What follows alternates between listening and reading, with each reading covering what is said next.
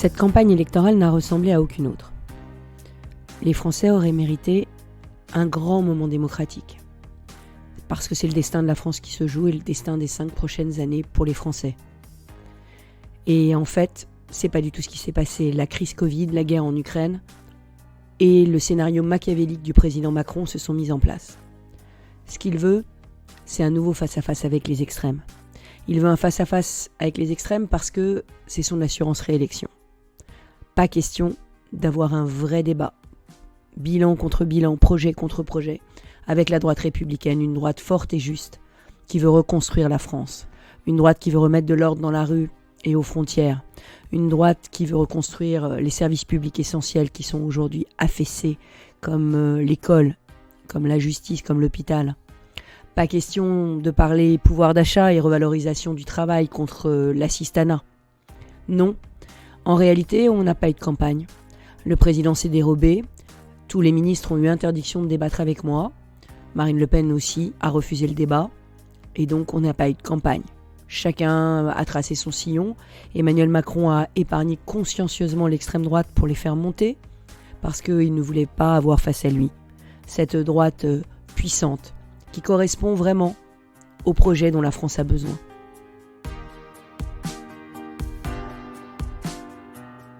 Si cette élection c'est le prix de la démagogie, c'est sûr que je ne vais pas le remporter.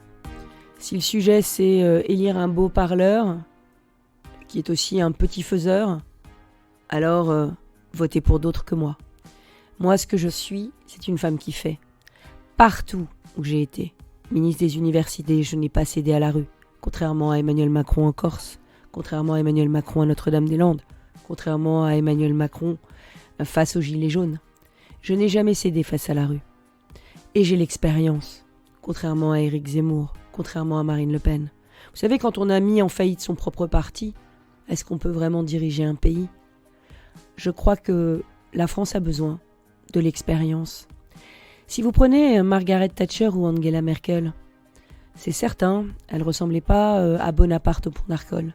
Et pourtant, elles ont défendu bec et ongles leur peuple, leur pays. Elles ont fait les réformes qu'il fallait. Et elles ont remis de l'ordre. À un moment donné, il faut savoir concerter, il faut savoir dialoguer, il faut savoir rassembler.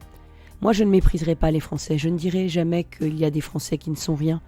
Je ne dirai jamais qu'il y a des Français qu'on peut emmerder. Je ne dirai jamais qu'il suffit de traverser la rue pour trouver un emploi. Moi, tous les Français, je les respecte.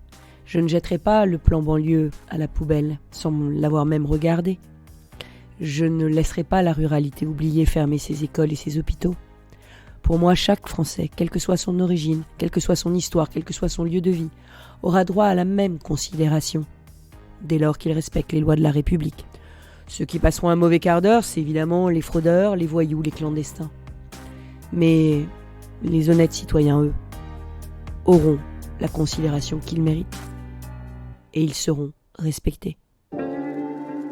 Les Français m'ont vu gagner cette primaire de la droite et je pense qu'il y a eu un vrai espoir qui est né d'un projet de rupture, de droite assumée à Emmanuel Macron qui enfin ramènerait des solutions au pays, des solutions d'ordre, des solutions d'autorité, de valorisation du travail, des solutions qui remettraient nos services publics en ordre, de marche. Je pense à l'école, à la justice, je pense à la santé.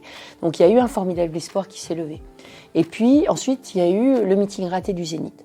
Et dans ce meeting raté, j'ai pas su trouver le style qui me convenait, je le regrette. 4 jours plus tard, au Canet, je me suis relevée, j'ai pris un micro et a cappella, j'ai dit ma vérité aux Français. Mais ça n'a pas suffi pour éteindre la première impression qui avait été laissée par ce Zénith. Et moi, ce que j'ai vu, c'est une fausse campagne. Une campagne où on a épargné Marine Le Pen sciemment et consciemment pour m'attaquer moi, tout le temps, bille en tête, surtout. Et ça a été très dur, personnellement, à vivre. Alors que mon projet n'a jamais été critiqué. Les fonds de mes mesures n'ont jamais été critiqués. Non seulement elles n'ont jamais été critiquées, mais même elles ont été recopiées par des mauvais plagiaires parce qu'elles étaient puissantes, parce que je parle des réformes qu'il faut faire, parce que je propose 2 fois plus de baisse d'impôts qu'Emmanuel Macron, parce que je propose de revenir à l'ordre républicain, parce que je propose que personne ne puisse s'abstraire de la loi de la République pour des raisons d'origine ou de religion, parce que je ferai des peines fermes et incompressibles pour tous ceux qui s'attaquent à l'autorité dans le pays. Toutes ces mesures qui sont très puissantes, eh bien, elles sont très justes, elles sont très bonnes pour le pays. Elles n'ont pas été critiquées. On n'a jamais parlé de mes mesures, on n'a jamais parlé de mon programme. Et j'aimerais que les Français aujourd'hui, à quelques jours du vote, ils se disent « Votons pour le meilleur projet, votons pour la meilleure candidate, mais ne votons surtout pas pour des fake news et des buzz. »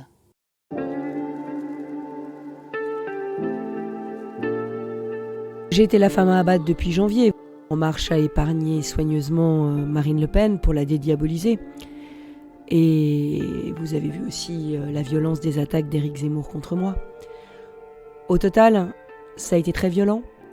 Mais je crois que c'est important parce que les Français, ce qu'ils attendent d'une présidente de la République, c'est qu'elle soit solide et vraie. Et dans cette campagne ultra-violente, j'ai trouvé à la fois ma force intime et j'ai trouvé aussi mon authenticité. Mon authenticité, c'est servir. Je veux servir les Français, je veux reconstruire la France. C'est pour ça que je me suis levée, c'est pour ça que je suis toujours debout.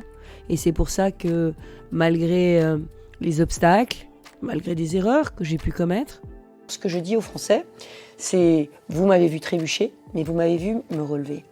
Et c'est ça le plus important, parce que pour être présidente de la République, eh bien, il faut savoir faire face à toutes les situations, y compris les plus injustes, y compris les plus dures, y compris les accusations les plus fausses. Et il faut savoir garder le cap, le mental qu'il faut. Moi, ce mental, je l'ai. J'ai ce mental, personne ne me l'enlèvera. J'ai ce projet pour la France qui est le bon pour reconstruire notre pays, pour redresser la France. Et c'est un projet pour les générations futures, qui ne leur lèguera pas une dette abyssale, ni écologique, ni financière, qui ne se nourrit pas d'argent magique. Non, je ne suis pas la mère Noël, je ne le serai jamais. Je ne suis pas Emmanuel Macron, qui emprunte un jour à Poutou, un jour à Zemmour. Je ne suis pas Marine Le Pen, Madame 250 milliards. Je ne suis pas Monsieur Mélenchon. Non, je ne vous promettrai pas la lune, mais moi, tout ce que je ferai, je le tiendrai, parce que je suis comme ça. Souvenez-vous d'Angela Merkel, souvenez-vous de Margaret Thatcher. Elles n'avaient pas le charisme de Bonaparte au pont d'Arcole, mais elles ont défendu leur peuple, bec et ongle. Et moi, c'est ce que je veux faire. Défendre le peuple de France, bec et ongle. Et je me battrai pour vous. Je me battrai pas pour plaire, je me battrai pas pour avoir ma photo en une d'un journal. Je me battrai pour vous servir, parce que c'est le but de ma vie et c'est ce à quoi j'ai consacré les 30 dernières années. Il y a eu des moments uniques dans cette campagne. Quand j'ai été face aux ouvriers en Normandie, avec toutes ces femmes qui m'ont parlé de leur vie, qui m'ont demandé comment j'allais pouvoir améliorer leur quotidien. Il y a eu ces pêcheurs qui étaient au bout du rouleau parce qu'avec la hausse des prix des carburants, ils ne pouvaient plus sortir leurs bateaux. Il y avait ces agriculteurs en Haute-Loire qui m'expliquaient que la lentille du puits allait disparaître parce que la lentille canadienne pesticidée était importée sans que Bruxelles ne dise rien. Dans les Ardennes, il y avait ces ouvriers ou en Haute-Savoie, dont l'usine allait fermer, alors même que c'était des usines qui produisaient des biens essentiels et qui me disaient « mais aidez-nous, la réindustrialisation dont parle Macron, ça n'existe pas, c'est pas pour nous, nous ça fait 30 ans qu'on travaille et nos actionnaires veulent nous délocaliser ». Quand à la Banque alimentaire d'Alsace, à Strasbourg, un des salariés de la Banque alimentaire m'a dit qu'il voyait des Français qui faisaient la manche dans la station-service pour pouvoir payer leur essence, pour pouvoir aller travailler. Et puis il y a eu cette dame en Savoie qui m'a dit qu'elle était propriétaire de son logement, mais qu'elle n'avait plus assez d'argent pour se chauffer parce que sa retraite était trop faible. C'est pour eux que je me bats. C'est pour eux que je veux augmenter les salaires de 10%. C'est pour eux que je veux un minimum retraite à 1 000 € et faire la réforme des retraites. C'est pour que tous les Français en France puissent vivre dignement et puis que ces invisibles, ces hommes et ces femmes de première ligne puissent avoir priorité dans le logement social et qu'on leur dise pas d'aller habiter à 2 heures de là où ils travaillent parce que tout simplement ils n'ont pas les moyens de s'y loger. Donc c'est toutes ces rencontres avec des personnes qu'Emmanuel Macron a qualifiées de gens qui ne sont rien, qui ont fait cette campagne et c'est à eux que je la dédie.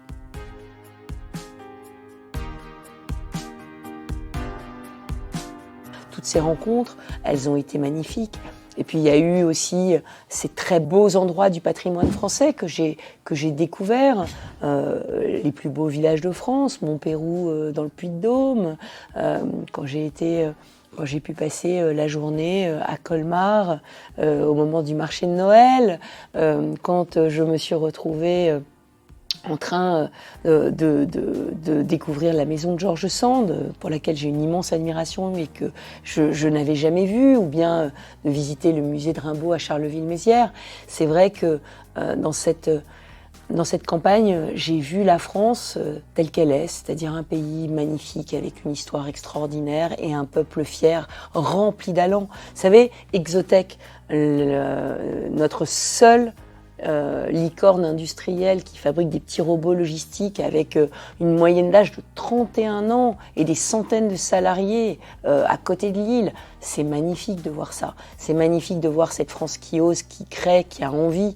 C'est magnifique de voir aujourd'hui que la France peut créer tout ça. C'est magnifique aussi de voir ces initiatives de solidarité qui se mettent en place, de soutien scolaire.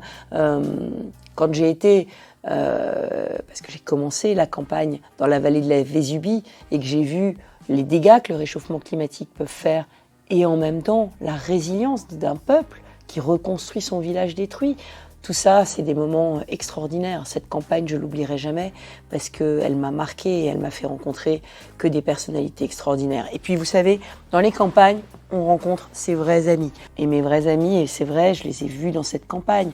J'ai vu mes amis corréziens, j'ai vu ces jeunes qui se sont mobilisés, qui ont donné toute leur force. Et puis, j'ai reçu tous ces petits messages d'anonymes qui, par Internet, envoient des encouragements. Courage, tenez bon, on croit en vous.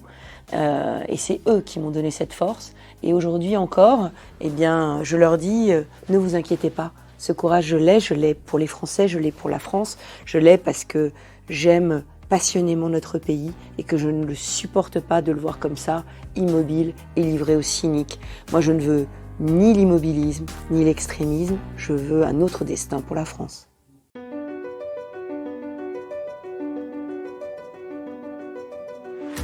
Ne vous laissez pas voler ce scrutin. Vous êtes des Français, vous êtes libres. Vous voulez de l'ordre, vous voulez mettre fin à l'immigration incontrôlée, vous voulez des peines planchées, des peines fermes, quand on s'en prend aux figures d'autorité, quand on est multirécidiviste. Vous voulez en finir avec ces quartiers ghettos, ces zones de non-droit, ces zones de non-France. Vous voulez que plus personne ne puisse se prévaloir de ses origines ou de sa religion pour échapper à la loi commune. Vous voulez un projet ferme sur l'autorité, mais en même temps un projet qui ne divisera pas les Français et qui n'amènera pas le désordre en France. Et puis surtout, vous ne voulez pas d'un projet avec de l'argent magique, comme celui d'Emmanuel Macron, d'Éric Zemmour ou de Marine Le Pen ou de Jean-Luc Mélenchon. Un projet à 250 milliards de dettes supplémentaires. Non, ce que vous voulez, c'est les réformes que la droite a toujours voulu faire. Lutter contre les gaspillages, enlever ces normes bureaucratiques qui vous étouffent et qui vous entravent. Vous voulez un vrai projet de droite pour le pays. Eh bien, si vous voulez ce projet, vous avez un vote au premier tour. Votez pour moi, rejoignez-moi. Et ne vous laissez pas piéger par ce piège machiavélique qui a été tendu par François Mitterrand dès les années 80. Entre les progressistes immobiles du en même temps et des zigzags et les extrémistes, il y a ceux qui tracent un sillon droit, la droite républicaine.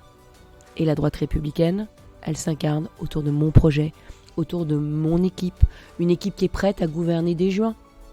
Tout peut changer dimanche prochain, si vous le décidez. Alors, arrêtez de lire les sondages ne font pas l'élection, c'est vous qui faites l'élection le jour de l'élection. Soyez libres, soyez français, votez pour vos convictions, votez pour une droite de gouvernement.